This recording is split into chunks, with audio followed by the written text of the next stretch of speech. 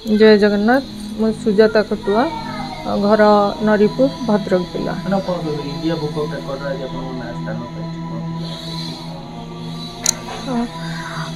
एमती आगु मु छोट छोट गीत लिखे पिलामान जन्मदिन उपरे हो बा आम पूजा पर्व उपरे हो गीत लिखवाटा मोर गोटे शौक थिला आगु। पुओ जीवा परे मो मन जो दुख शोक बा जो अकुहा कथा थिला जहाँ मु सामना कली ताको मध्य गीत माध्यम प्रकाश करने चेष्टा कली।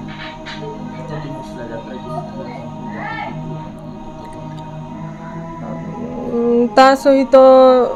जी समय मु काटी छोट जीवन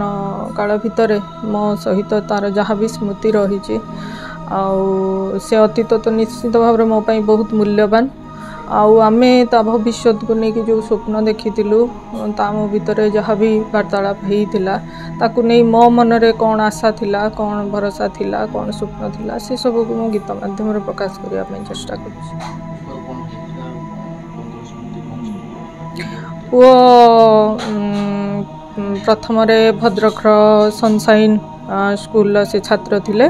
बहुत मेधावी थिले खाली मेधावी नुहे से खेलकूद बहुत पारंगम थिले ता सहित तांकर लेखा लेखी शौक मध्य थिला नाच शौक मध्य थिला पिलादिने कराटे रे मध्य से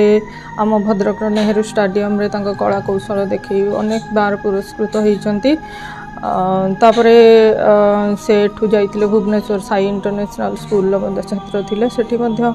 से समस्त पाखर निज पाठ पढ़ा एवं खेल को लेकिन खूब शीघ्र परिचित हो पारे। तापर जड़े मेधावी छात्र भाव से Pondicherry Shri Lakshmi Narayan institution of medical science छात्र होते सेठी मध्य MBBS कंप्लीट करथिले भल भाव में इंटर्नशिप करुवा समय दिन राति रे तांको बाइक टी गोटे गाई सहित धक्का हो दुर्घटनार सम्मुखीन होइथिले हॉस्पिटल से स्वास्थ्य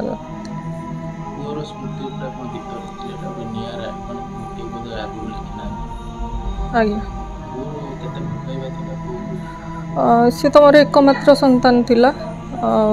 वर्तमान कह गले मो कोल शून्य मोर जहाँ भी किसी मो मनरे स्वप्न जहाँ भी किसी भरोसा बा मु जहाँ माध्यम दे आगू को जीवाई चाहूली सी थिला मो पुओ हठात एमती सब हम बोली तो मु जानी नथिली तेणुक से सब मो जीवनटार जहाँ भी किसी आशा भरोसा सब किसी मो पुओ उपर न्यस्त करी तो पूरण हो पारनी